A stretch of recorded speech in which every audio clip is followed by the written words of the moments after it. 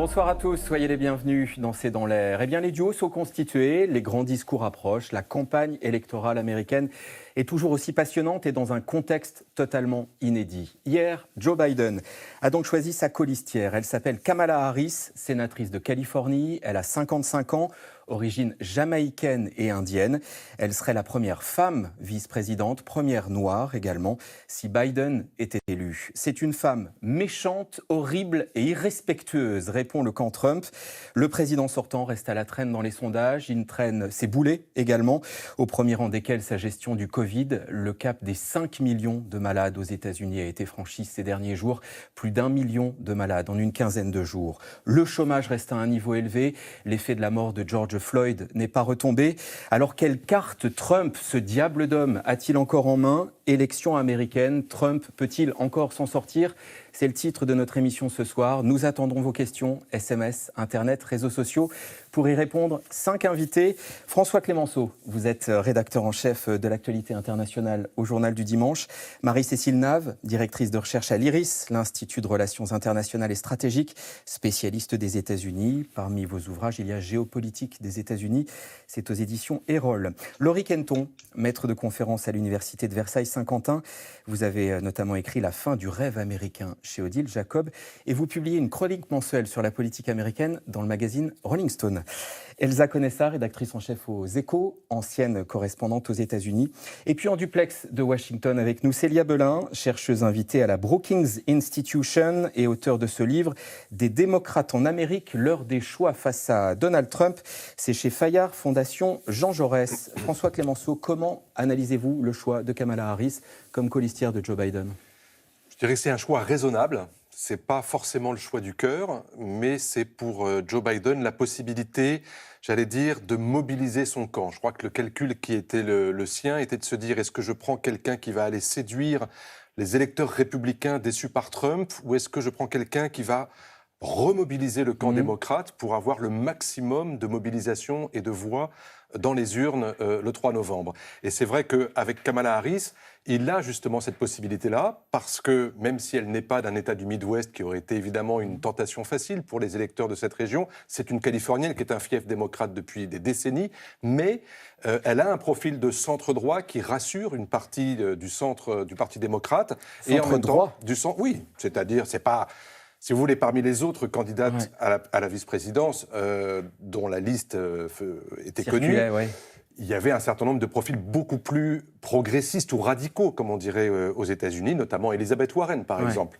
Et je crois que le choix de recentrer et en même temps de prendre une femme de couleur est évidemment un très fort appel pour l'électorat afro-américain qui s'était démobilisé pour Hillary Clinton. Et ça lui avait coûté son élection. Et là, je crois que l'idée est vraiment de fédérer, de rassembler et de mobiliser. Et que Kamala Harris, 55 ans, presque 22 ans de moins que Joe Biden, ça compte. Il y avait la possibilité d'avoir des candidates plus jeunes, beaucoup plus âgées. Il a fait le choix d'une femme d'expérience qui a l'avenir devant elle et qui pourrait évidemment lui succéder en cas de pépin, mais surtout... Après son premier mandat, elle a le profil de quelqu'un qui a à la fois de l'expérience, elle est allée au Sénat, c'est une ancienne procureure, c'est une ancienne ministre de la Justice de Californie, c'est quand même l'État le plus peuplé des États-Unis. Bref, ça fait quand même beaucoup de cartes en main, beaucoup d'atouts, mais attention, il y a aussi des handicaps, et personne n'est à l'abri d'avoir des défauts, des handicaps, et on voit déjà comment les républicains sont en train de l'attaquer. C'est vrai que vis-à-vis de l'électorat démocrate, sont passées de femmes dures sur le plan du crime, de la loi, de la justice, pourrait déconcerter une bonne partie de la jeunesse noire américaine qui, dans cette période troublée que l'on vit après la mort de George Floyd, pourrait estimer que c'est plus une policière qu'une indulgente. François Clémenceau faisait référence à Hillary Clinton. On a, avec Kamala Harris, un profil beaucoup moins clivant. Oui, c'est vrai que, comme le disait François Clémenceau, il y a un enjeu de mobiliser l'électorat africain-américain, mais aussi l'électorat féminin, qui a manqué à Hillary Clinton en 2016 et qui a pu la faire perdre à quelques milliers ou quelques dizaines de milliers de voix près dans certains États clés. Mais il y a aussi un enjeu de représentativité de la diversité de l'Amérique qui est incarné par Kamala Harris et c'est un message très symbolique contre l'Amérique de Trump. Une Amérique plutôt patriarcale, blanche, fermée sur elle-même, qui refuse le multiculturalisme et qui ne prend pas acte des de la diversité de l'Amérique et de l'évolution de l'Amérique. Et Biden, il a bien compris aussi qu'en 2018, aux élections de mi-mandat, il y avait un nombre record de femmes, et notamment de femmes issues des minorités qui ont accédé au Congrès. Et donc il y a un élan à la fois de la part des nouvelles militantes, des nouvelles élues, mais aussi dans la population, et les femmes diplômés du supérieur en particulier, vivant dans les banlieues résidentielles. C'est un électorat que Trump est en train de perdre et que les démocrates ont envie de mobiliser à plein. Et qu'on cherche à capter comme ça. Femme, 22 ans de moins, on le disait, que Joe Biden. Métisse, un peu plus à gauche. Ex-procureur général de Californie, première femme et première noire à occuper ce poste en Californie. C'est une colistière complémentaire ou c'est une colistière qui ressemble beaucoup à Joe Biden ? Un peu des deux en réalité. Un peu complémentaire parce que c'est ni un homme, ni une blanche, ni quelqu'un qui a 70 ans, à Elizabeth Warren. Là, on aurait vraiment été sur la même longueur d'onde. Et en même temps, il y a quelque chose qui est relativement proche de Biden, c'est-à-dire que c'est le choix le moins surprenant. C'est quelqu'un qui est modéré, qui est pragmatique, qui n'a pas une ligne idéologique très identifiée. C'est aussi ce qui lui a été reproché, qu'on ne sait pas trop sur quelle ligne elle est. C'est pas Bernie Sanders, c'est plus fluctuant parfois, et en même temps, c'est plus modéré que certains autres, et donc c'est un spectre plus large, et donc de ce point de vue-là, c'est plus habile.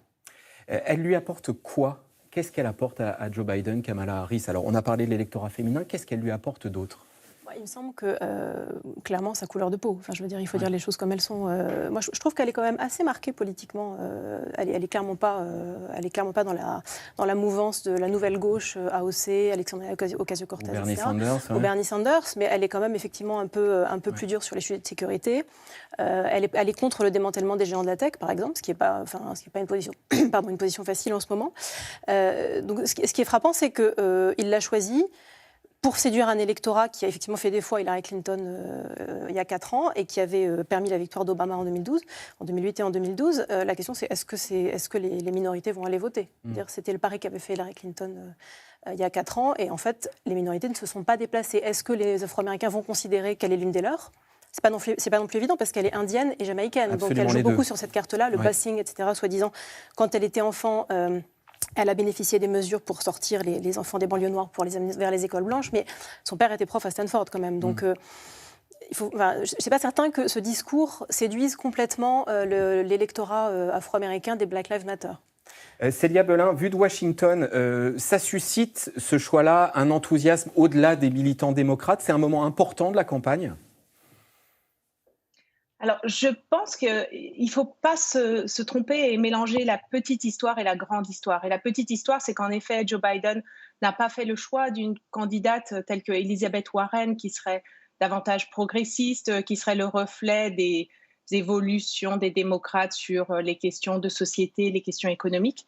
Mais après, la grande histoire, celle que l'on retiendra, c'est qu'en effet, c'est seulement la 3e femme sur un ticket présidentiel et surtout la première femme de couleur.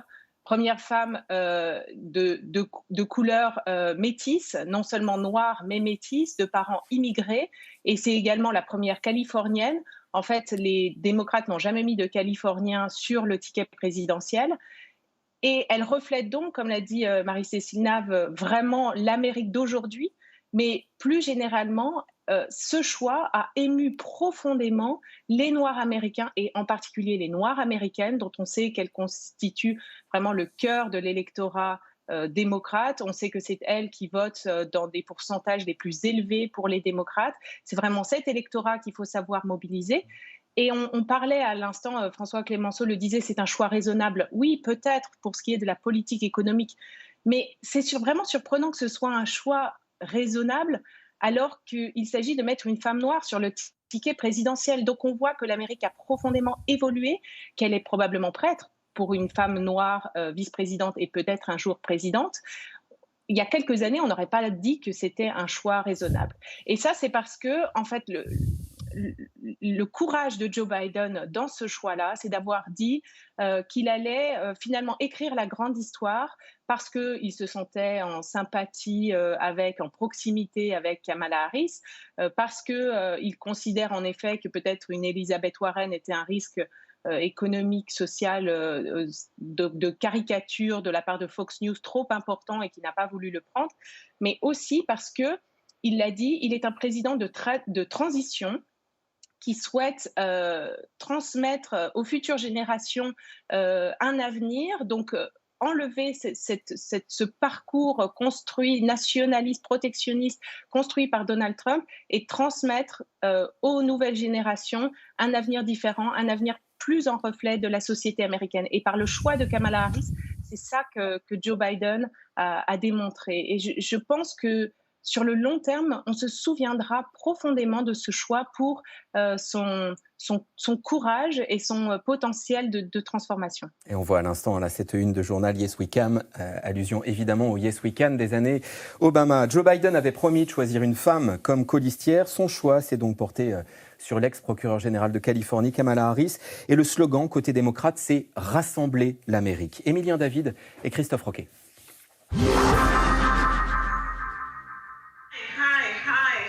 L'annonce est directe.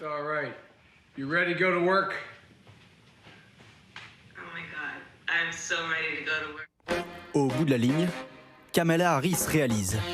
Elle sera peut-être vice-présidente des États-Unis, choisie par le candidat Joe Biden. Une décision saluée par Barack Obama. Elle est plus que prête pour ce poste. Elle a passé sa carrière à défendre notre Constitution et à se battre pour les gens. C'est un grand jour pour notre pays. Kamala Harris, ex-procureure de 55 ans, sénatrice de Californie, est réputée pour sa fermeté. Elle s'est fait remarquer l'an dernier par sa pugnacité lors d'auditions de proches de Donald Trump concernant les interférences de la Russie dans la dernière campagne présidentielle. Quelqu'un à la Maison-Blanche vous a-t-il déjà demandé d'ouvrir une enquête sur qui que ce soit? Oui ou non, monsieur? Peut-être suggéré? Interféré? Bref, vous ne savez pas. Avant d'être l'allié numéro 1 de Joe Biden, Kamala Harris en était l'adversaire lors des primaires démocrates. Et elle ne retenait pas ses coups. Comme lors de ce débat où elle l'accuse de s'être opposée dans les années 70 à des mesures favorisant la mixité raciale. Je ne pense pas que vous soyez raciste. Mais c'était blessant de vous entendre soutenir ceux qui ont fondé leur réputation et leur carrière sur la ségrégation raciale dans ce pays. En retard dans les sondages et en manque de soutien, elle renonce finalement en décembre dernier et décide de se ranger derrière Joe Biden, alors à la peine dans la course à l'investiture démocrate. Aujourd'hui, c'est la première femme noire à être désignée candidate au poste de vice-présidente des États-Unis. Un symbole fort dans une Amérique post-MeToo et post-George Floyd. Une candidate qui soutient les valeurs de la communauté noire et nous représente là où nous en avons besoin, ça va nous aider à aller de l'avant. Je pense que nous avons besoin de diversité à la Maison-Blanche. Un choix qui peut s'avérer stratégique. Car même si Joe Biden devance largement Donald Trump dans les sondages, sa campagne est minée par ses sorties polémiques sur les communautés noires et hispaniques, des électorats clés pour les démocrates. Si vous hésitez entre Trump et moi, c'est que vous n'êtes pas vraiment noir. Les gens ne le savent peut-être pas, mais contrairement à la communauté noire, la communauté latino est une communauté incroyablement variée, avec des attitudes très différentes sur beaucoup de choses. Des dérapages et une image difficile à rattraper dans cette étrange campagne sous coronavirus. Sans meeting flamboyant. Monsieur le Président, réveillez-vous. Sans foule survoltée. Kamala Harris est-elle le nouvel atout démocrate? Elle semble en tout cas être un danger pour les républicains qui réagissent avec virulence. Biden se décrit comme le candidat de la transition, mais il donne les rênes à Kamala, tout en se rapprochant de la gauche radicale. Joe le lent et Kamala l'hypocrite. Un message approuvé par Donald Trump. Elle ment. Elle a dit des choses qui n'étaient pas vraies. C'est une personne qui a raconté beaucoup d'histoires qui n'étaient pas vraies. Elle est très forte pour augmenter les taxes. Le choix d'une vice-présidente a rarement été aussi important. Car à 77 ans, Joe Biden a déjà annoncé qu'il ne fera qu'un mandat s'il est élu. Kamala Harris serait alors la candidate toute désignée pour 2024.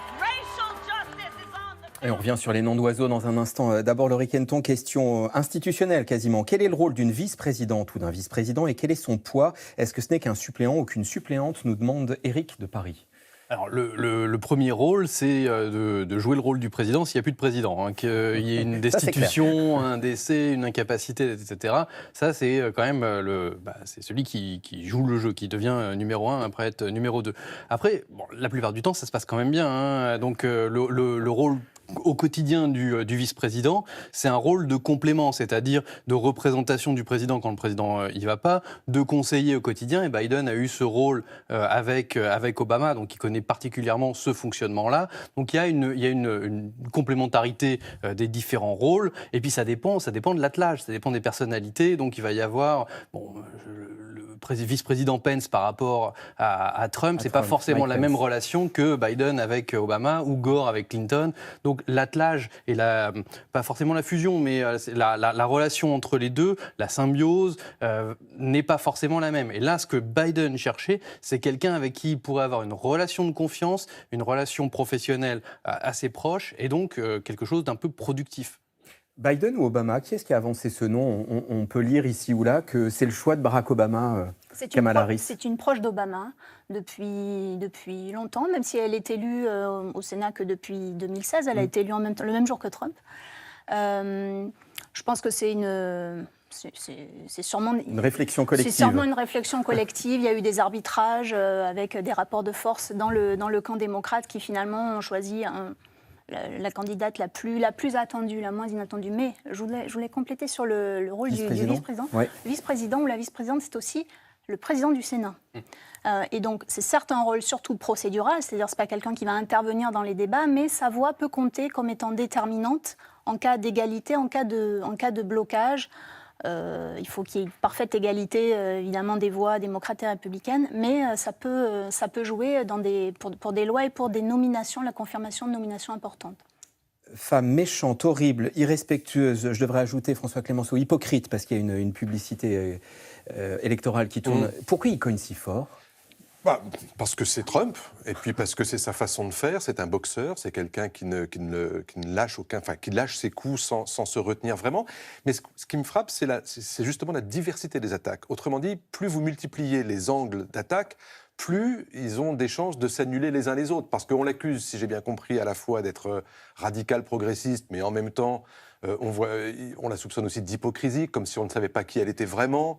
Et ça va être compliqué, parce que à chaque fois qu'on va vouloir la définir, par exemple, les républicains ont toujours tendance à dire que les candidats démocrates sont ce qu'on appelle weak on crime, c'est-à-dire faibles pour punir. Or, elle, précisément, son atout, c'est qu'en Californie, elle a été dure, que ce soit en tant que procureur ou en tant que ministre de la Justice. Mais en même temps, dans ce même rôle, eh bien, elle a fait la chasse, par exemple, aux grands délinquants de l'environnement en Californie, ce qui était une cause plutôt progressiste. Pareil, par exemple, pour l'absentéisme scolaire, elle a mis des sanctions pour les parents pour qu'ils puissent vraiment amener leurs enfants à l'école. Autrement dit, ce n'est pas quelqu'un qu'on peut classifier en disant « elle est ceci » ou « elle est cela ». Elle a montré qu'elle était capable, dans des rôles exécutifs régaliens importants, montrer une diversité d'attitudes. Et donc, les attaques, il va falloir qu'elles soient beaucoup plus précises que ça. Il va falloir qu'on trouve la faille. Alors, ça va être assez intéressant de voir comment les Républicains vont examiner à la loupe tous les cas qu'elle a eu à traiter quand elle était procureure, en tant que ministre de la Justice, dans ses votes au Sénat, et notamment dans les commissions d'enquête. Ils vont chercher c'est ce qu'ils auraient dû commencer à faire et qu'ils font un peu sur le tard et un peu trop vite, là, dans la séquence d'aujourd'hui. Ça va être peut-être difficile pour le camp Trump de trouver le bon dosage de critique à l'égard d'une femme et d'une femme noire. Elsa connaît ça. Je ne crois pas que ça lui fasse peur de doser les critiques. Non, mais globalement, je veux dire, quand on voit les attaques qu'il a menées contre Hillary et puis les propos qu'il a tenus dans la campagne de 2016, enfin, je ne vais pas vous refaire le verbatim, mais je pense qu'il n'aura pas peur de l'attaquer en tant que femme noire, en tant que démocrate. Mais ce qu'il y a, c'est que c'est aussi Kamala Harris, c'est quelqu'un qui aime bien la lumière. C'est quelqu'un qui est très bonne en débat. Dans les premiers débats, d'ailleurs, elle avait complètement écrasé Joe Biden. Hein. Elle l'avait accusé de ne pas être raciste, ce qui veut dire en gros, la question se pose. Et pourquoi n'a-t-elle pas gagné alors ? Pourquoi n'a-t-elle pas gagné les primaires ? Parce que... Pas assez d'expérience encore. Pas assez d'expérience, oui. Puis elle avait en face d'elle effectivement quelqu'un qui était un peu plus rodé. Mais je pense que pour Trump, c'est un animal un peu plus compliqué peut-être que tous les autres candidats des primaires, que les autres républicains. C'est quelqu'un qui est peut-être plus à sa mesure en termes de joute verbale. Elle aime bien le jeu, elle aime bien comme ça ces débats un peu relevés. C'est peut-être un peu le risque d'ailleurs. C'est peut-être quelque chose qui peut pénaliser à un moment Biden dans la campagne, si elle se laisse trop prendre à ce jeu auquel Trump est très très bon. Et d'ailleurs, il y a un débat entre vice-présidents à un moment de la campagne en octobre. C'est un moment important. Elle risque de prendre le dessus sur Mike Pence. Le débat Tim Kaine-Mike Pence, honnêtement, on ne s'en souvient pas. Donc c'est un moment important dans la campagne, mais la réponse est non, manifestement. Rétrospectivement, j'ai couvert la campagne de 2016 et j'ai pas de grands souvenirs de ce débat. Après, ça dépend ce qu'elle en fera. Je veux dire, elle sera peut-être très très bonne. Mike Pence, c'est quand même un peu un été noir, et Tim Kaine encore. C'était pas non plus une bête de scène. Donc Kamala Harris peut tout à fait créer l'événement. Elle l'avait créé pour le premier débat démocrate. Et on retient qu'elle aime la lumière. François, un mot avant d'aller à Washington avec Célia Belin. Si on est dans le jeu des parallèles et des précédents, alors évidemment, les choses sont jamais égales, et surtout quand on avance comme ça dans la chronologie, mais si on se rappelle par exemple les vice-présidentes, les candidates à la vice-présidence, il n'y en a pas eu beaucoup. Il y a eu Sarah Palin avec John McCain en 2008, c'était une catastrophe. Et avant, c'était très longtemps avant, en 84, Geraldine Ferraro avec Walter Mondale là aussi on était après le premier mandat de Reagan, et ça avait été extrêmement difficile, et c'était une première il faut toujours qu'il y ait une pionnière, mais et deuxièmement, je crois qu'il faut quand même qu'on reste très prudent et se méfier aussi effectivement des effets d'enthousiasme qui retombent vite. Il ne va pas y avoir de vraies conventions à partir de la semaine prochaine, ce sera une convention virtuelle, il y aura beaucoup de choses qui vont se faire sur le net, sur les réseaux sociaux, à la télévision, mais ça n'a pas du tout la même, j'allais dire, le même déclencheur, si vous voulez, qu'une vraie convention. Vous avez des dizaines de milliers de personnes qui sont là, ça crée un enthousiasme. Et donc, si vous vous souvenez d'une élection comparable, c'est-à-dire d'un couple de démocrates qui se présente contre un candidat républicain qui veut se succéder à lui-même. La dernière fois, Bush, rappelez-vous, Bush a mi-mandat en 2004, tout le monde disait « la guerre en Irak c'est terrible, John Kerry c'est formidable », et ça n'a pas marché du tout. Or pourtant, John Kerry n'était pas nul, et son colistier, John Edwards, à l'époque, était quelqu'un dont on disait c'est nouveau, c'est frais, il a des origines sociales qui sont vraiment proches de la middle class. Ça avait été un échec. Autrement dit, rien n'est fait. Laurie Kenton, et on va à Washington. Et Kerry avait gagné les 3 débats plus ou moins haut la main. La presse était unanime. Célia Belin, vous qui avez écrit lors des choix face à Donald Trump pour les démocrates en Amérique, il y a un choix qui est pas vraiment fait, ou plutôt si, peut-être. Il y a une césure chez les démocrates entre une aile gauche, des électeurs jeunes notamment, et une aile centriste. Qu'est-ce qu'on va dire à tous ceux qui votaient Bernie Sanders ou Elizabeth Warren, les candidats les plus radicaux pendant les primaires ?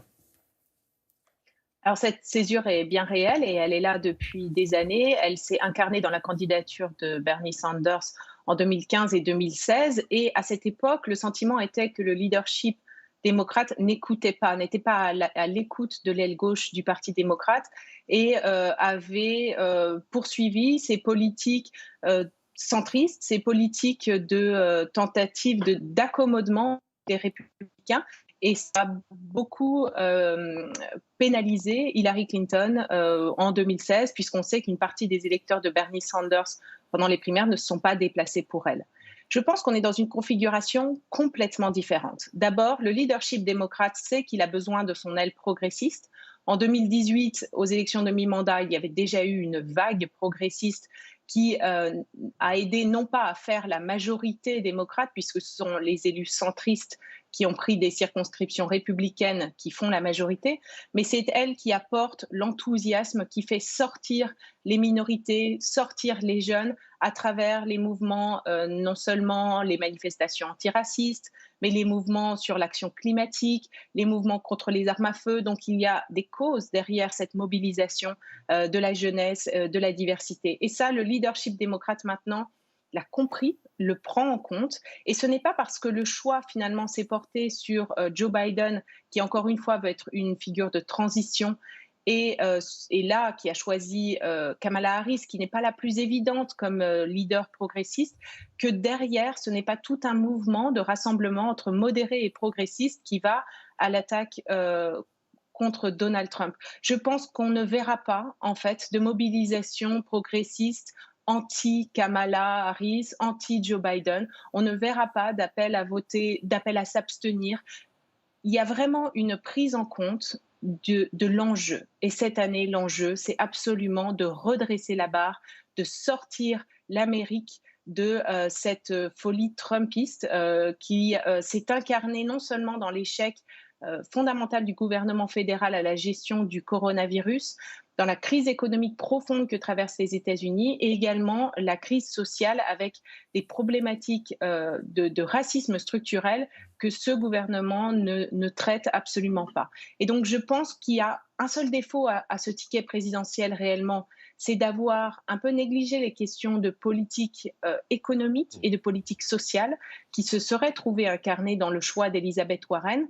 Mais Joe Biden aura à cœur de prendre parmi ces candidates qu'il aurait pu choisir, donc encore une fois comme Elizabeth Warren, de leur demander de servir dans son gouvernement.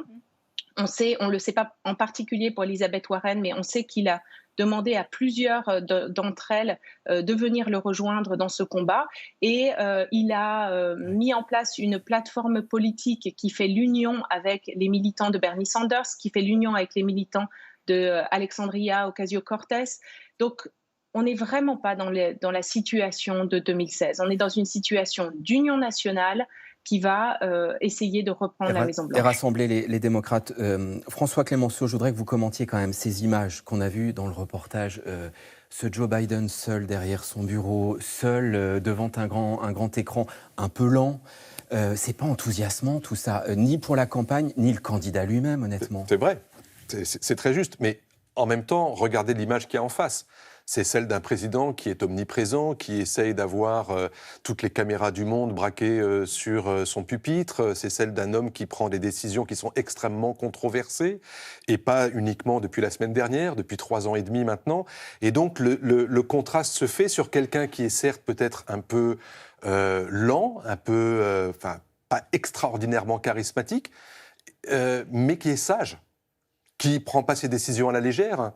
Et qui offre précisément ce dont Célia parlait tout à l'heure, c'est-à-dire ce passage de témoin à la génération suivante. Il n'est pas en train de dire « je viens régler tous les problèmes et puis je ferai un deuxième mandat derrière et j'irai jusqu'au bout ». Non, il est vraiment celui qui incarne une forme de sagesse, mais en même temps de dire « regardez en face ».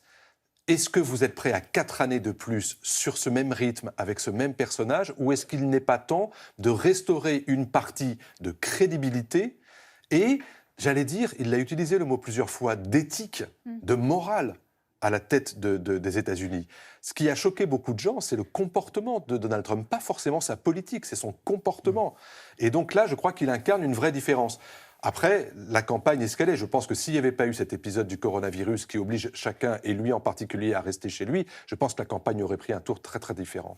Si je caricature volontairement les propos de François Clémenceau, l'argument numéro 1 de Biden, c'est de dire « votez pour moi, vous n'aurez plus Trump », au fond. Oui, mais ça ne suffira pas pour l'emporter. C'est-à-dire le discours anti-Trump, tout sauf Trump, ça ne suffira pas. Il faut qu'il ait un programme très clair. Il est assez clair sur sa plateforme, sur son site internet. Il y a beaucoup de mesures. Il s'est rallié un peu difficilement, mais quand même au Green New Deal, même si ce n'est pas tout à fait le Green New Deal d'Alexandria Ocasio-Cortez, mais quand même, il a mis la barre beaucoup plus à gauche. Il faut que tout ça, il le dise de manière claire dans les médias, sur les réseaux sociaux, sur la situation, sur les mesures qu'il compte prendre en matière socio-économique. Il faut aussi qu'il le dise sur les impôts, parce qu'il y a eu une grande réforme fiscale de Donald Trump en faveur des plus aisés. Qu'est-ce qu'on fait pour la classe moyenne, etc. Mais il y a une différence très importante par rapport à 2016 qui met un petit bémol par rapport à ce que je viens de dire, à savoir qu'en 2016, personne ne pensait que Donald Trump allait gagner. Même pas lui. Aujourd'hui, tout le monde sait qu'il peut être réélu. Et donc ça peut être quand même mobilisateur. Son lien avec les Américains, il est constitué de quoi, le lien de Biden avec les Américains ? Il est très ancien déjà. Et il est sénateur. Kamala Harris avait 8 ans quand il est devenu sénateur. C'est l'année de Dark Side of the Moon, Star Wars n'existait même pas, Queen était un groupe inconnu, je veux dire, c'est l'époque des dinosaures pratiquement. Et donc ce lien il s'est construit pendant très longtemps. Mais il y a surtout les années Obama. C'est le vice-président d'Obama. Et donc, de ce point de vue-là, il y a un attachement à Biden qui est un attachement aussi à Obama et à l'avant, le monde d'avant, l'avant-Trump. Donc, c'est un attachement à Biden qui est en fait un attachement multiple. Elsa Conessa, vous avez signé un édito dans Les Échos. Je crois que c'était titré « Biden, l'épouvantail pour Wall Street ». Pourquoi cela ? Parce que c'est le... Ouais, vous me prenez parce que justement, il risque de revenir sur les baisses d'impôts qu'a décidé Trump. Oui, globalement, mais ce qui est frappant, si vous voulez, c'est que Wall Street avait très peur que Trump soit élu en 2016. Des grands économistes des prix Nobel avaient expliqué que les marchés allaient s'effondrer, que l'économie allait être en récession, etc. Enfin, on avait vraiment prévu un scénario catastrophe qui ne s'est évidemment pas produit. Et donc aujourd'hui, tout ce qui n'est pas Trump est un peu l'épouvantail, enfin, il y a un peu l'antéchrist, quoi, ce qu'il faut absolument chasser. Donc, ce qui est certain, c'est que les marchés, les investisseurs veulent une victoire de Trump. Trump, c'est la dérégulation, c'est beaucoup plus de dépenses, mais ça, en ce moment, ça ne compte pas. Et puis, c'est surtout des baisses d'impôts. Donc, globalement, il n'y a aucune raison de changer. Et Biden a clairement dit qu'il allait augmenter les impôts. Il veut un plan de relance budgétaire, ce que les marchés n'adorent pas en général. Revenir dans le Green New Deal, globalement, c'est pas... Le New Deal, c'est un plan pour les énergies vertes ? Oui, c'est ça, pardon, oui.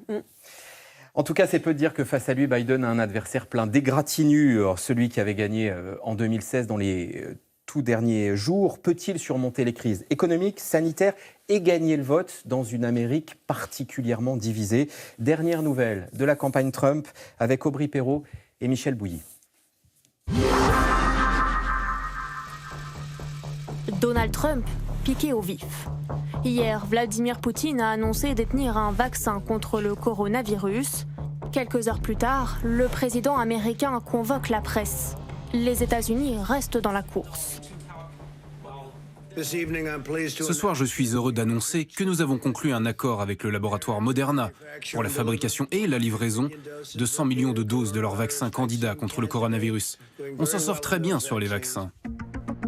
Trouver un vaccin, et si possible avant le mois de novembre, avant l'élection présidentielle. Un espoir pour Donald Trump. Avec plus de 160 000 morts, son pays détient le triste record mondial de victimes du virus et vient de franchir la barre des 5 millions de cas. Dans cet hôpital de Houston, le nombre de patients augmente toujours. Vous savez, en ce moment, je me bats contre deux ennemis. Le premier, c'est le virus. Et le deuxième, c'est la stupidité de certains. Le problème, c'est que j'ai l'espoir de gagner contre le premier. Mais pour le deuxième, c'est de plus en plus compliqué. Pourquoi je dis ça ? Parce que les gens n'écoutent pas. Des Américains indisciplinés, à l'image de leur président longtemps sceptique sur le port du masque, c'est d'ailleurs ce que beaucoup lui reprochent aujourd'hui.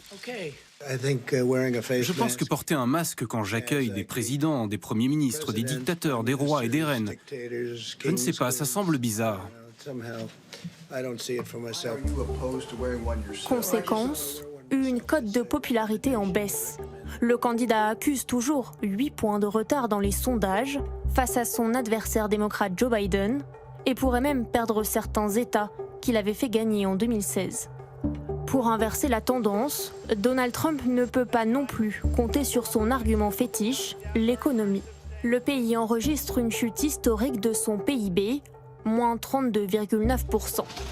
Une récession aux conséquences déjà concrètes. Dans les rues, les files d'attente vers les banques alimentaires s'allongent. C'est quelque chose qui est absolument nécessaire. À cause de la pandémie, il y a tellement de gens au chômage. Il y a beaucoup de gens à la rue dans le quartier. Des Américains frappés de plein fouet par la crise. Alors Donald Trump multiplie les plans d'aide et les annonce. Dernier exemple en date, l'allocation exceptionnelle accordée aux chômeurs est prolongée jusqu'à la fin de l'année. Nous allons sauver les emplois et venir en aide aux travailleurs américains. C'est généreux, nous voulons prendre soin de nos citoyens. Ce n'est pas de leur faute, c'est la faute de la Chine. Un président sur tous les fronts, à moins de 100 jours de l'élection. Et si cela n'était pas suffisant, depuis quelques semaines, Donald Trump semble chercher une échappatoire. En juillet, il évoque l'éventualité de repousser l'échéance pour raisons sanitaires. Et sur les plateaux télé, il commence déjà à mettre en doute la légitimité des futurs résultats, farouchement opposés au vote par correspondance. Je pense que le vote par correspondance va truquer cette élection. Pouvez-vous donner une réponse franche? Accepterez-vous l'élection? Je dois voir. Je ne peux pas dire oui. Je ne peux pas dire non. Un président en difficulté. Alors aux États-Unis, certains éditorialistes vont même jusqu'à imaginer que Donald Trump jette l'éponge. Scénario inenvisageable il y a quelques mois encore. Question téléspectateur Elsa Conessa. Et si Trump ne se représentait pas pour éviter une blessure d'orgueil en cas de non-réélection? Est-ce que vous croyez à cette hypothèse qui circule un tout petit peu dans la presse américaine en ce moment? Moi, j'y crois pas tellement, non. Et, encore une fois, en 2016, il y a eu aussi un moment une espèce de souhait, je ne sais pas, collectif, qu'il se retire de la course. Les Républicains, d'ailleurs, avaient commencé à élaborer un plan B. Ils avaient sorti un autre candidat, dont j'ai oublié le nom parce que c'était pas une célébrité, pour se présenter en cas de retrait. Mais ça ne correspond pas du tout à son caractère. Trump, c'est vraiment quelqu'un d'extrêmement combatif. Et il n'est lui-même, d'ailleurs, qu'en campagne, en fait. Fondamentalement, c'est ce qu'il aime, même quand il était, même avant le début de la campagne, il aimait rien tant que refaire des meetings, voyager, revenir toujours à Washington le soir. Mais c'est vraiment là qu'il est le meilleur, c'est ce qu'il adore faire. Donc ça me paraît un peu fou comme scénario. Le fait qu'effectivement il soit en retard dans les sondages, à mon avis, il faut prendre ça quand même un peu avec des pincettes. On a tous, je pense, ici été un peu traumatisés par l'élection de novembre 2016, où on avait tous préparé des pages et des pages pour la victoire d'Hillary Clinton et qu'on a dû refaire le journal pendant la nuit. Donc je pense qu'il faut avoir rester très prudent. Il serait capable de jeter l'éponge, François ? On l'a écrit dans le journal du dimanche aussi, mais en se faisant l'écho effectivement de cet article qui était sorti dans Politico la semaine dernière. Et je pense que ça n'est pas tombé du ciel. Cette question, elle existe parce qu'elle est liée aussi à la personnalité de Trump. C'est un être qui est tellement différent, tellement atypique par rapport à tous ses prédécesseurs, qu'il a montré qu'il était capable de sautes d'humeur incroyables et de changer de décision du jour au lendemain. Et son narcissisme est tel qu'envisager la défaite, je crois, est extrêmement difficile pour lui psychologiquement. L'idée d'avoir à remettre le pouvoir à son adversaire est extrêmement difficile. Et donc, oui, je pense qu'il faut être prudent, mais qu'il faut en même temps n'exclure aucune possibilité. Et j'allais dire, lorsque vous entendez Trump dire sur une grande chaîne de télévision « Est-ce que j'accepterai le résultat de l'élection ?» On verra. Mais c'est hallucinant. Quel est le chef d'une grande démocratie dans le monde qui peut dire à l'avance qu'il n'acceptera pas le résultat des urnes? C'est fou. Et donc, en même temps, ça traduit aussi chez lui la volonté de tout faire pour que cette élection, non seulement évidemment il la gagne dans les urnes à la loyale, mais qu'en même temps il utilise tous les moyens à sa disposition pour contester un éventuel résultat qui lui paraîtrait faussé. Or, le vote par correspondance est une question cruciale, il faut le dire en 30 secondes, mais si effectivement la pandémie n'a pas disparu au mois de novembre et qu'il y a encore des millions de gens qui n'osent pas se déplacer pour aller voter, oui, il faut que le vote par correspondance puisse avoir lieu. Le problème, c'est que État par État, avec des codifications et des législations différentes d'un État à l'autre, il n'est pas certain que s'il y a des dizaines de millions de votes par correspondance, ils soient comptabilisé le jour J. Autrement dit, à 20h le 3 novembre, vous n'avez pas de gagnant et vous n'avez pas de perdant. Vous avez un résultat qui est en train d'être dépouillé. Et moi, la question que je me pose, comme énormément d'Américains et de journalistes américains, c'est est-ce qu'on a déjà vu aux États-Unis un président qui, le soir de l'élection, résiste à la tentation de dire « j'ai gagné ». Et ça nous replonge dans, rappelez-vous, l'année 2000, où vous aviez le soir de l'élection... Sous-Col en Floride. Eh bien oui, ça se jouait à quelques centaines de voix. Mais en 2016, ça s'est joué à quelques dizaines de milliers de voix seulement, dans un immense pays comme celui-ci. Là, la période d'incertitude qui s'ouvre le 3 novembre au soir peut durer quelques jours, quelques semaines, quelques mois. Et vous avez eu récemment aux États-Unis, dans un think tank, des groupes de républicains et de démocrates qui se sont amusés à faire, entre guillemets, des jeux de simulation juridique, politique, économique sur qu'est-ce qui se passerait si rien ne va comme prévu. Avec Trump, mais aussi avec la contestation qui pourrait naître dans les rues si jamais il refuse le résultat. Il a raison, Trump, de dire que ce vote par correspondance pose problème. Alors, La science politique dit que non, on n'a jamais vu le taux de fraude est infinitésimal, il n'a jamais été prouvé que ça a avantagé un camp ou l'autre. Un État comme l'Utah pratique le vote par correspondance, et c'est pas exactement des gauchistes dans l'Utah, c'est un des États les plus rouges, donc a priori ça fait pas trop le jeu de l'extrême gauche. Et rouge aux États-Unis, ça veut dire à droite. Rouge, ça veut dire républicain. Ouais. Donc de ce point de vue-là, bon, c'est plus pratiqué par les États démocrates, mais on a remarqué qu'il n'y avait pas ça ne favorise pas les démocrates. En revanche, ce qui va se passer, c'est que Trump a fait une publicité tellement mauvaise à ce vote-là que les républicains ne vont pas l'utiliser. Ça va être utilisé surtout par les démocrates et les indépendants. Donc, ce qui va sortir de ce type de vote, c'est un avantage aux démocrates. Et donc, ce qu'on va avoir, on aura l'occasion d'en reparler beaucoup, c'est des premières estimations qui seront vraiment à prendre avec beaucoup de pincettes le 3 novembre au soir, qui seront peut-être favorables aux républicains, en tout cas ici et là, et qui vont s'amenuiser et devenir favorables aux démocrates au fil des semaines, parce que ça va prendre très longtemps. C'est comme, on a déjà l'habitude avec la Californie, un certain nombre de circonscriptions, ça met des jours et des jours à se décanter, et finalement on a le résultat bien après la soirée électorale. Là, on risque d'avoir ça, un Trump qui dit « j'ai gagné », et les démocrates qui disent « peut-être pas », et finalement, au bout de quelques jours, quelques semaines, on voit la vapeur s'inverser, et il dit « mais c'est évidemment truqué, puisque les démocrates ont gagné ». Quelle carte a-t-il encore en main, Marie-Cécile Nave, Donald Trump ? Je crois qu'on est à 83 jours de l'élection. Il a la carte du storytelling, de la sécurité, de la menace identitaire, l'Amérique fermée sur elle-même. Ça lui a bien réussi en 2016, donc il va continuer à jouer cette carte-là. On n'a pas de programme précis, on a un projet de société, mais pas de programme précis. Et ensuite, pour rester toujours dans les questions de modalité du vote, eh bien, probablement que dans les États républicains ou dans certains districts des États républicains, contraindre le vote, empêcher les minorités notamment et aussi les jeunes d'aller voter, ça va être un vrai sujet un vrai sujet de préoccupation pour les démocrates depuis 2013, puis un arrêt de la Cour suprême de 2013. Les États ne sont plus sujets à une censure de la part du gouvernement pour organiser le vote tel qu'elles le veulent. Pour le dire autrement, on peut restreindre l'accès au bureau de vote à certaines catégories de population si on le souhaite. Donc exiger une carte d'identité avec photo, interdire aux gens d'aller voter dans le bureau de vote proche de leur domicile, séparer le jour de l'inscription et le jour du vote. Élection.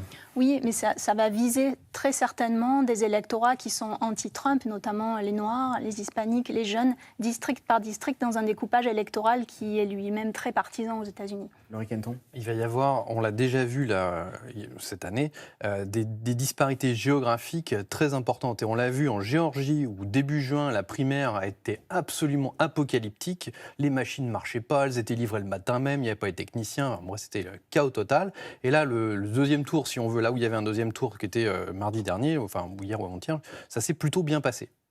Donc, au même endroit, il y a aussi une volonté de faire en sorte que ça se passe mieux. Donc, on apprend aussi des leçons. Il va y avoir des volontés de coups tordus. Donc, ça, c'est vrai. Mais il y a aussi des questions techniques qui vont être très variables dans un même État. En revanche, sur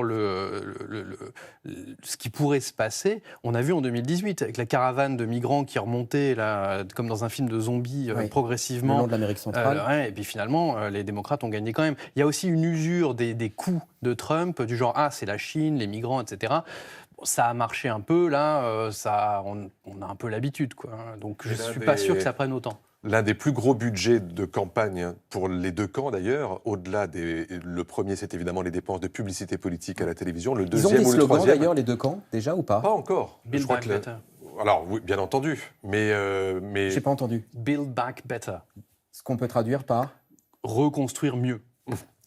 Une belle allitération. Et après, vous aurez dans ces budgets de campagne qui sont faramineux, qui augmentent, vous le savez, tous les 4 ans, l'un des plus gros budgets après celui de la publicité, ce sera celui des avocats.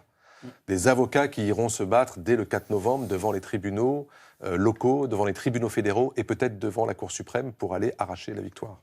Célia Belin, compte tenu de tout ce qu'on vient de dire, question toute simple, alors pas forcément à l'analyste politique, mais à l'observatrice au moins, l'ambiance aux États-Unis en ce moment, c'est quoi ? Alors, je suis frappée par deux choses complètement différentes. D'une part, toutes les conversations que je peux avoir avec évidemment les voisins ici à Washington, mais aussi en dehors. J'étais sur les routes américaines dans tous les États du nord des États-Unis, mais également en Virginie, Virginie occidentale, Tennessee, Caroline du Nord cet été. Les conversations sont globalement très négatives vis-à-vis de Donald Trump. Les gens lui reprochent sa gestion du coronavirus, les gens lui reprochent le fait de douter systématiquement d'une vérité scientifique et de désunir le pays. On a vraiment une critique massive de gens de toutes conditions. Mais par ailleurs, j'ai pu noter, encore une fois, sur ces routes américaines, une profusion de drapeaux Trump-Pence 2020 chez toutes sortes de personnes, devant toutes sortes de maisons, à toutes sortes d'endroits, dans des milieux ruraux évidemment, mais aussi dans des petites banlieues résidentielles. Et au cours de ces pérégrinations, j'ai vu 2 minuscules petits drapeaux pour Biden et uniquement à l'entrée d'une grande ville. Et donc, j'en conclus tout simplement qu'il y a une mobilisation très forte des supporters de Donald Trump, qu'il y a une volonté de cette minorité qui se sent absolument assiégée, qui est terrorisée par le fait que Donald Trump pourrait ne pas être réélu, une volonté de s'exprimer. Et on l'a vu dans des manifestations qui rassemblent à peine quelques centaines de personnes, des gens qui viennent surarmés pour impressionner, pour faire peur. C'est la même volonté quand on met un grand drapeau Trump-Pence ou Stop the Liberal Media, arrêter les médias de gauche, qui revendique son identité. Donc c'est une mobilisation identitaire qui s'accompagne souvent de drapeaux confédérés et qui s'exprimera, comme l'a rappelé Laurie Kenton, si on a des doutes au lendemain de cette élection parce que les premiers résultats devraient favoriser Donald Trump, puisqu'on sait que la majorité des gens qui vont venir voter le 3 novembre seront pour Donald Trump, alors que la majorité du vote par correspondance sera pour Joe Biden. Ces gens-là, on les entendra à ce moment-là. On les entendra après, dans les quelques jours après, et là, il pourrait y avoir des tensions, et la gestion de la crise par Donald Trump sera cruciale. Alors, si le Covid a évidemment fait plonger l'économie américaine, elle avait des faiblesses qui existaient avant. Le taux d'endettement des ménages et le logement, la classe moyenne frappée de plein fouet de ce point de vue. Illustration avec ce reportage C'est dans l'air à San Francisco. Barbara Steck, Clément Voyer avec Pierre Barbin. C'est devenu l'ultime solution. Au cœur de la Silicon Valley, les camping-cars stationnent les uns derrière les autres. Un logement de fortune pour de nombreux Américains, incapables de s'offrir un logement décent. Parmi eux, Janet, 62 ans. Donc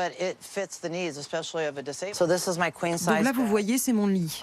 C'est assez difficile de le faire le matin. Là, c'est ma salle de bain. Il y a une porte qui se ferme. Il y a aussi un lavabo et des toilettes. On doit vidanger le système toutes les 2-3 semaines. À peine 10 mètres carrés, loué $600 par mois. La retraitée vivait pourtant dans un appartement il y a encore peu de temps. Quand mon fils a eu 18 ans, j'ai arrêté de percevoir la pension alimentaire. Donc mon objectif, c'était de partir, de trouver un endroit plus abordable pour moi, ailleurs aux États-Unis. J'ai complètement vidé mon appartement. J'ai mis toutes mes affaires dans un garde-meubles pour partir. Et au final, on m'a diagnostiqué 2 maladies graves, dont un cancer du sein. Janet se retrouve donc coincée ici, dans ce camping-car. Et la retraitée fait la chasse à la moindre dépense. J'allume juste un tout petit peu cette lampe, simplement pour voir. Comme Janet, de nombreux Américains n'arrivent plus à vivre dans un logement décent. Car le pays entier vit aujourd'hui une crise immobilière tenace. Dans les grandes villes, les loyers explosent. $3 690 en moyenne chaque mois pour un appartement à San Francisco. Alors la contestation monte, surtout dans les villes environnantes.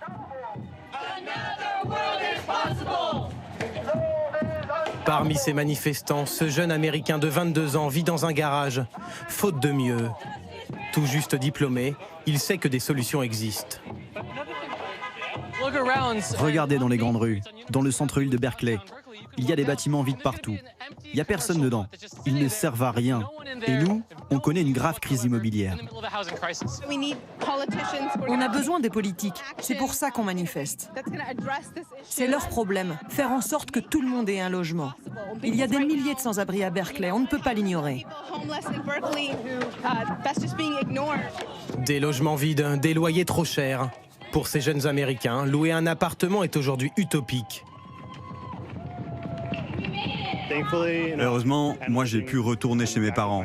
Mais c'est impossible de travailler 40 heures et payer son loyer. Donc les gens travaillent 60, 70 ou même 80 heures par semaine, juste pour payer les factures. Une crise immobilière qui touche les étudiants, mais aussi les professeurs, obligés de vivre loin de leur école. Pour mettre fin à cet exode, ce campus près de San Francisco semble avoir trouvé la solution. Pour l'instant, ce n'est qu'un parking. Il est juste à côté de nos bâtiments. C'est ici qu'on va construire 122 appartements pour le personnel éducatif. Un vaste chantier financé par le contribuable et voté localement en 2018.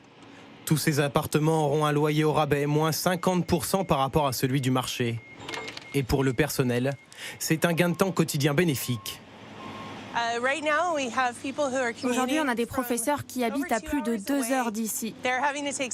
Certains ont dû prendre un deuxième travail. C'est beaucoup de stress. Ils s'en passeraient bien.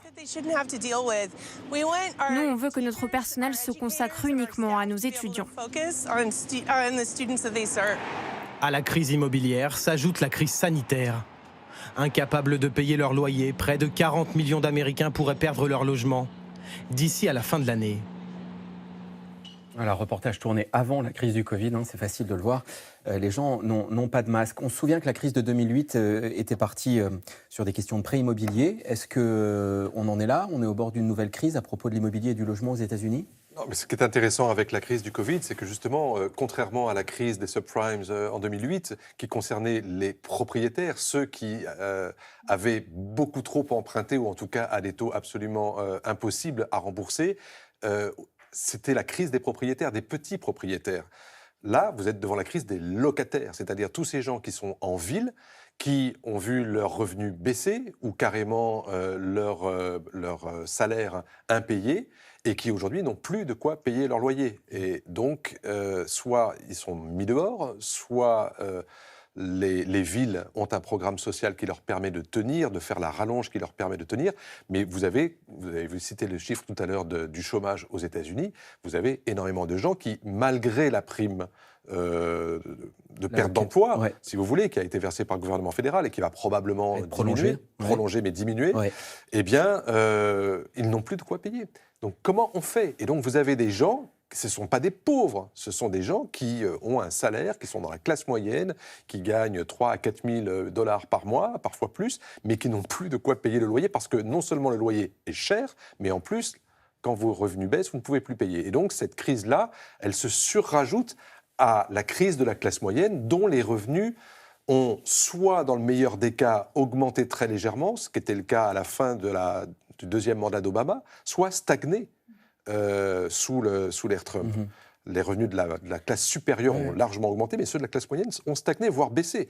Donc c'est très serré, c'est très difficile. Et si vous rajoutez à ça, évidemment, ce qui est un peu évoqué dans le sujet, c'est-à-dire la difficulté de revenus des étudiants, qui ont à affronter cette crise du logement et en plus la crise du remboursement des emprunts étudiants, vous avez un phénomène de bulles successives comme ça qui s'aligne et qui peut être effectivement très dangereux.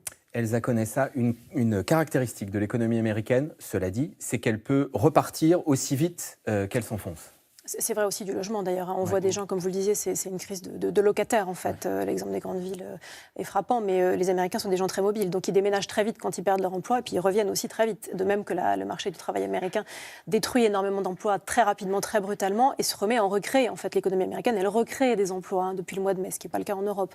Elle en recrée moins en juin qu'en mai, moins en juillet qu'en juin. Oui, elle n'a pas rattrapé évidemment les emplois détruits au mois d'avril, mars-avril, mais elle en recrée. Donc c'est quand même une économie très élastique qui a une capacité de rebond incroyable. On a du mal à comprendre ça en Europe où effectivement les crises mettent un peu plus de temps à produire leurs effets et on met aussi plus de temps à en sortir.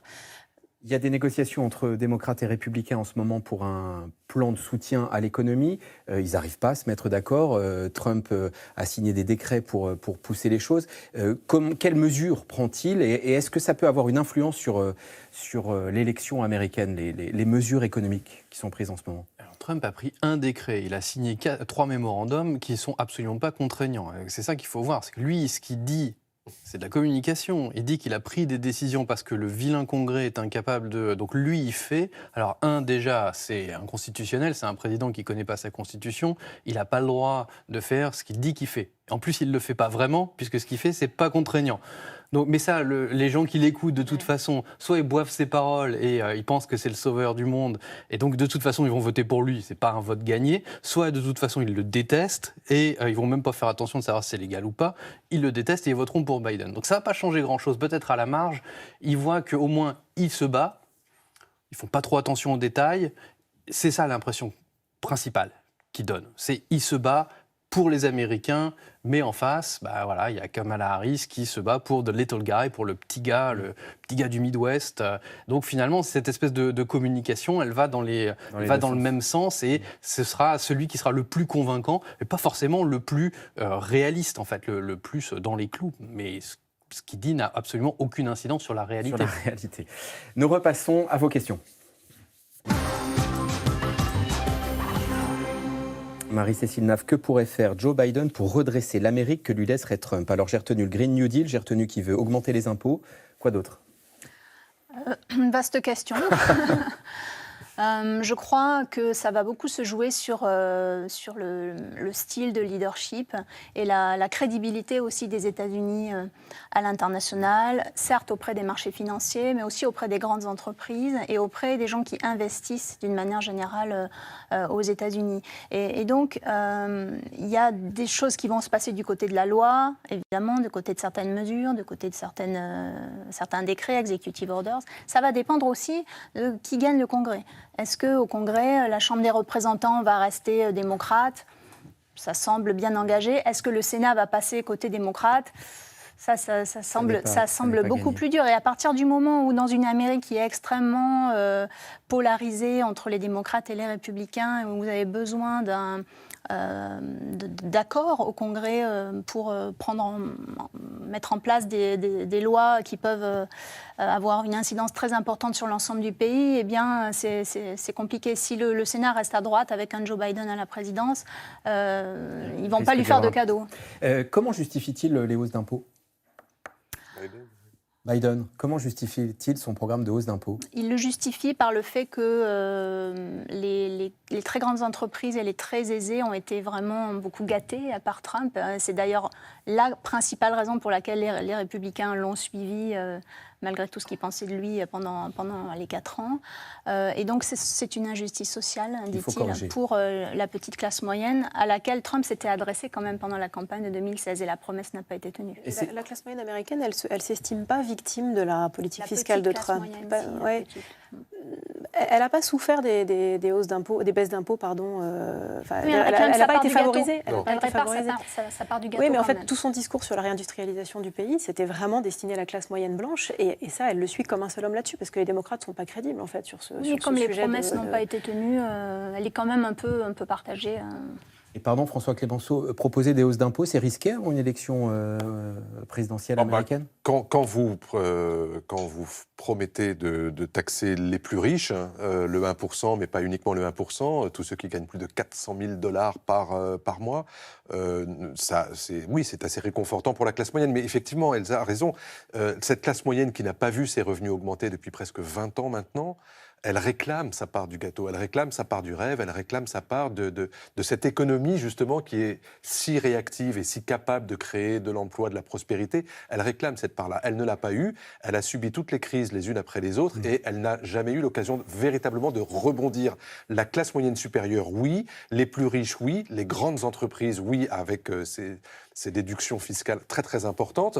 Mais la politique de Trump qui s'adressait à la classe moyenne, elle n'en a pas vu le résultat, si vous voulez. Donc c'est vrai, pendant 4 ans, elle a attendu et elle n'a rien eu. Ça ne veut pas dire qu'elle en a conçu énormément de colère à l'égard de Trump, mais c'est une impatience qui existe. Et c'est très difficile. Et après, encore une fois, il n'y a pas un seul démocrate, si vous voulez, qui fait campagne aux États-Unis pour qu'il y ait moins d'État, pour qu'il y ait une baisse de l'impôt qui va servir à des programmes fédéraux importants. On parle beaucoup de la reconstruction aux États-Unis, notamment dans les infrastructures qui sont catastrophiques. Là-dessus, il n'y a pas eu véritablement un boost d'un plan Trump quelconque. Donc oui, c'est une Amérique qui a besoin aujourd'hui, peut-être que les plus riches payent beaucoup plus, mais pas pour satisfaire qui que ce soit, à part les infrastructures qui sont criantes de décrépitude dans beaucoup d'États. Et puis, on a parlé d'un mot de crédibilité. Il y a un problème de crédibilité, si vous voulez, et notamment à l'international. Joe Biden avait la possibilité, par exemple, de mettre sur son ticket une femme comme Susan Rice, qui, elle aussi, est une femme de couleur, qui a une grande expérience de politique étrangère. Je crois que s'il ne l'a pas fait, c'est précisément pour s'orienter et donner l'image qu'il veut s'adresser d'abord aux Américains de l'intérieur sur leurs problèmes, sur les problèmes de société et les problèmes économiques et sociaux, plutôt que d'avoir une femme compétente sur les grandes questions géostratégiques et géopolitiques, mais qui n'aurait pas pu combler ce sentiment d'être un peu abandonné par l'État. Laurie Kenton, quel va être le rôle d'Obama durant la campagne démocrate, nous demande Marc dans les Alpes-Maritimes.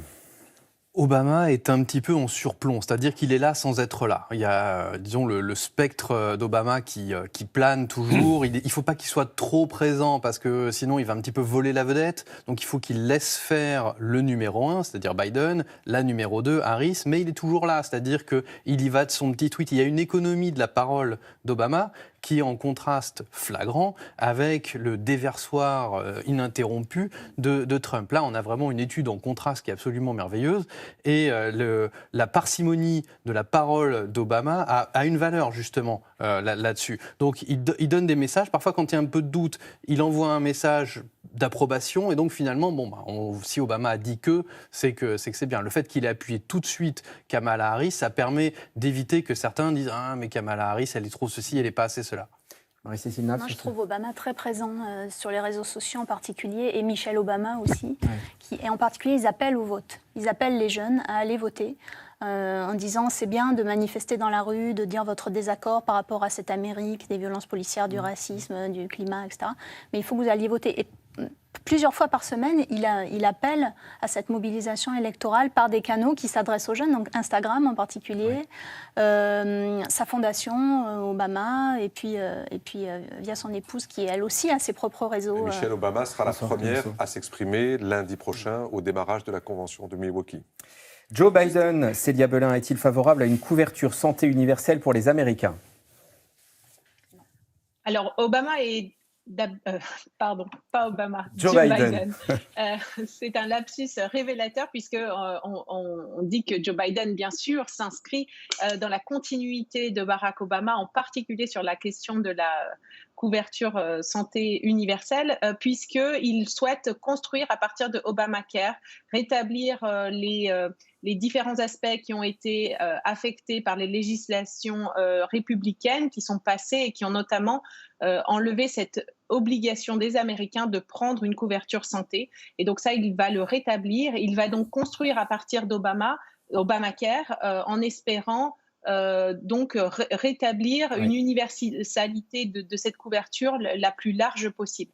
Et ça, je dois dire, vous posiez la question tout à l'heure, savoir que va faire Joe Biden pour redresser l'Amérique. C'est un des points principaux, puisque, comme l'a rappelé François Clemenceau, on a deux aspects. On a d'une part les salaires qui ont stagné et qui ont stagné, par exemple, pour les hommes de la classe moyenne depuis pratiquement 40 ans, pas d'augmentation salariale, et dans le même temps, les coûts qui ont explosé. Ce n'est pas seulement les coûts du logement, mais c'est également les coûts de la santé qui ont fait x4 depuis les années 90. C'est les coûts des études supérieures qui ont extrêmement augmenté. Ce sont les coûts du logement, ce sont les coûts de la garde d'enfants. Aujourd'hui, la garde de 2 enfants, et c'est pratiquement un loyer pour une famille. Donc les coûts explosent dans tous les sens. Je dois vous couper parce qu'on arrive au terme de l'émission. On a compris Il nous reste une question, François Clémenceau. La position de Kamala Harris sur des sujets tels que la peine de mort, l'IVG, le mariage homosexuel, les sujets sociétaux, disons comme ça. Elle est progressiste sur les droits des femmes, mais elle est conservatrice, mais elle est en même temps opposée à la peine de mort. Elle l'a longtemps prouvé, elle a très longtemps résisté, y compris à des élus démocrates en Californie, pour ne pas imposer la peine de mort pour les crimes fédéraux. Mais elle a montré aussi qu'elle était très très dure sur le crime et donc elle est capable de prendre des mesures de grande punition extrêmement sévères, zéro tolérance pour les petits délits, les moyens délits et les délits les plus graves, notamment les délits financiers. Merci à tous les quatre d'avoir participé à cette émission. Merci à vous de l'avoir suivi. Rediffusion ce soir à 22h40. Et pour le direct, je vous retrouve avec grand plaisir demain autour de 17h45. Excellente soirée sur France 5.